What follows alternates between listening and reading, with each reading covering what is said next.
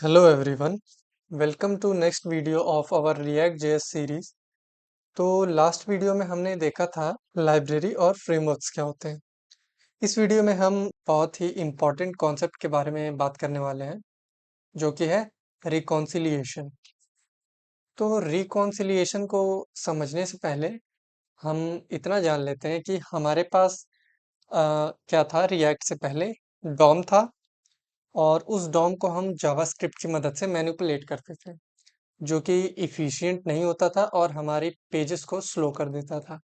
फिर उसके बाद रिएक्ट आया जिसने वर्चुअल डॉम का कॉन्सेप्ट लाया, और वर्चुअल डॉम के कॉन्सेप्ट के हेल्प से हम डॉम मैनिपुलेशन और डॉम में एलिमेंट्स को रिप्लेस करना और डॉम ट्री को अपडेट करना इससे इजी हो गया।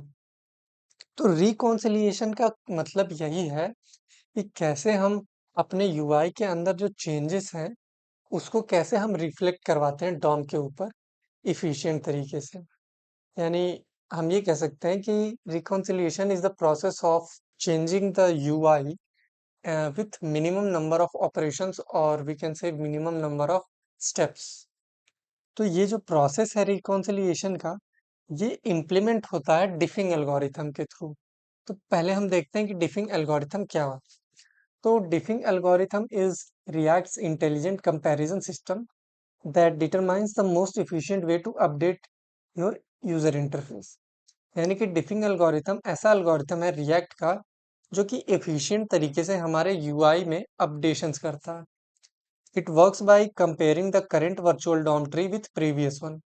यानी कि ये करंट जो वर्चुअल डॉम बनाएगा उसको कंपेयर करेगा प्रीवियस वाले वर्चुअल डॉम से, और जो जो मिनिमल चेंजेस हमने किए रहेंगे सिर्फ उनको ही अपडेट करेगा, पूरा डॉम ट्री अपडेट नहीं करेगा। तो इसी प्रोसेस को कहते हैं हम रिकंसिलिएशन फेज। तो ये था डिफिंग एल्गोरिथम, यूआई में एलिमेंट्स को अपडेट करना। अब हम ये देखते हैं कि डिफिंग एल्गोरिथम रिक्वायर्ड क्यों है। तो हमें पता ही है कि डॉम मैनिपुलेशन करना डायरेक्टली जावास्क्रिप्ट की हेल्प से एक्सपेंसिव होता है। तो उसको सॉल्व करने के लिए हमें ये डिफिंग एल्गोरिथम रिक्वायर्ड है। फ्रीक्वेंट यूआई अपडेट्स, यानी कि अभी के जो वेब एप्स बनते हैं उसमें बहुत फ्रीक्वेंटली यूआई में चेंजेस होते हैं रियल टाइम पे। तो उसको इम्प्लीमेंट करने के लिए भी हमें डिफिंग एल्गोरिथम चाहिए। इफिशिएंट अपडेट्स करने के लिए भी डिफिंग एल्गोरिथम चाहिए। प्रेडिक्टेबल परफॉर्मेंस, यानी कि यूजर को क्या चाहिए, इंस्टेंट रिस्पॉन्स चाहिए, तुरंत तुरंत उसको यूआई पे सारे अपडेशंस दिखने चाहिए। तो इसके लिए भी हमें डिफिंग एल्गोरिथम की नीड पड़ेगी। अब डिफिंग एल्गोरिथम दो तरीके से इम्प्लीमेंट होती थी। पहला तरीका था कि स्टैक रिकंसाइलर यूज करके डिफिंग एल्गोरिथम यूज होता था। ये पहले यूज होता था रिएक्ट में। अब क्या यूज होता है, अब एक रिएक्ट फाइबर का कॉन्सेप्ट है वो यूज होता है रिकंसिलिएशन इंप्लीमेंट करने के लिए। तो सबसे पहले हम देखते हैं कि जो स्टैक वाला मेथड था रिकंसिलिएशन इंप्लीमेंट करने के लिए वो क्या था। तो रिएक्ट का जो वर्जन 16 है उससे पहले स्टैक रिकंसाइलर एल्गोरिथम यूज होता था।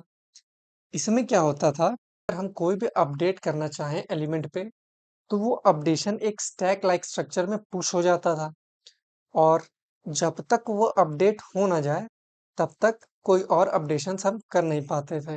यानी उसके पूरा होने के बाद ही हम कोई अगला अपडेशन कर पाएंगे। तो इससे क्या होता था कि जो पूरा एंटायर डिफिंग प्रोसेस होता था रिएक्ट का, वो क्या कर देता था, बाकी के क्रिटिकल ऑपरेशंस को ब्लॉक कर देता था। और ब्लॉक इसलिए कर देता था कि एक बार स्टैक में जो अपडेशंस चला गया वो पूरा होने के बाद ही हम कोई और अपडेशन या नेक्स्ट अपडेशन कर पाते थे। तो ये थोड़ा सा स्लो मेथड था। तो इसको फिक्स करने के लिए रिएक्ट ने क्या इंट्रोड्यूस किया, रिएक्ट 16 वर्जन के बाद रिएक्ट फाइबर नाम का कॉन्सेप्ट इंट्रोड्यूस किया। तो ये है लिमिटेशंस डिफिंग एल्गोरिथम जो स्टैक रिकॉन्साइलर में यूज होती थी। उसकी लिमिटेशन है ये कि मेन थ्रेड ब्लॉक हो जाती थी, यूआई की परफॉर्मेंस भी पुअर रहती थी, और कभी कभी हमारे यूआई लैग करने लगता था। और इसमें हमें कोई अपडेट का प्रायोरिटाइजेशन भी नहीं मिलता था कि कौन सा अपडेट हमें प्रायोरिटी पे करना चाहिए, कौन सा अपडेट ज़रूरी है, कौन सा अपडेट पहले करेंगे, कौन सा बाद में करेंगे। ये सब हमें प्रीवियस डिफिंग एल्गोरिथम में जो यूज होता था रिएक्ट 16 से पहले उसमें नहीं मिलता था। तो अब रिएक्ट 16 वर्जन के बाद क्या आया, रिएक्ट फाइबर का कॉन्सेप्ट आया। ये क्या था, एक रिएक्ट का नया रिकंसिलिएशन इंजन था। इसमें क्या होता था कि कि जितने भी अपडेशंस हमको करने थे वो हम एक स्टैक में नहीं डालते थे, हम जितने चाहे उतने अपडेशंस कर सकते हैं और हर अपडेशन को हम अलग-अलग फाइबर्स में कंसीडर कर सकते हैं। यानी एक अपडेशन हो गया एक फाइबर, दूसरा अपडेशन हो गया दूसरा फाइबर, ऐसे ही मल्टीपल फाइबर्स बना सकते थे जितने भी यूआई में हमें अपडेशंस करने होते थे। तो ये सारे फाइबर्स सेम टाइम पे अपडेशंस परफॉर्म कर सकते थे हमारे यूआई पे। तो इससे हमारा मेन थ्रेड भी ब्लॉक नहीं होता था।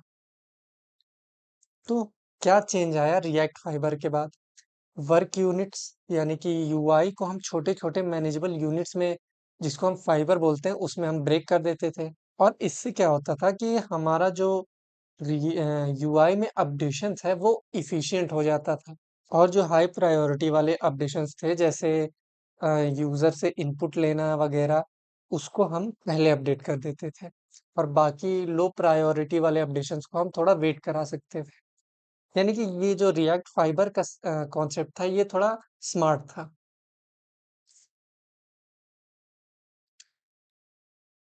तो ये है रिएक्ट फाइबर का डिफिंग एल्गोरिथम, जिसको आप पढ़ सकते हैं पॉज करके।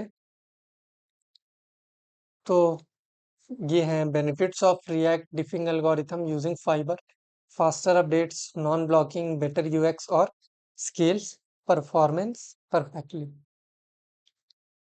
और ये है बिफोर और आफ्टर रिएक्ट फाइबर, मैं ये भी आप पढ़ सकते हैं पॉज करके।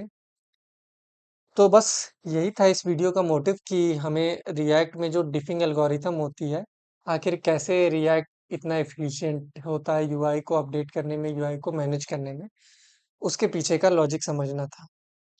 तो बस इस वीडियो के लिए इतना ही। अब हम मिलेंगे नेक्स्ट वीडियो में।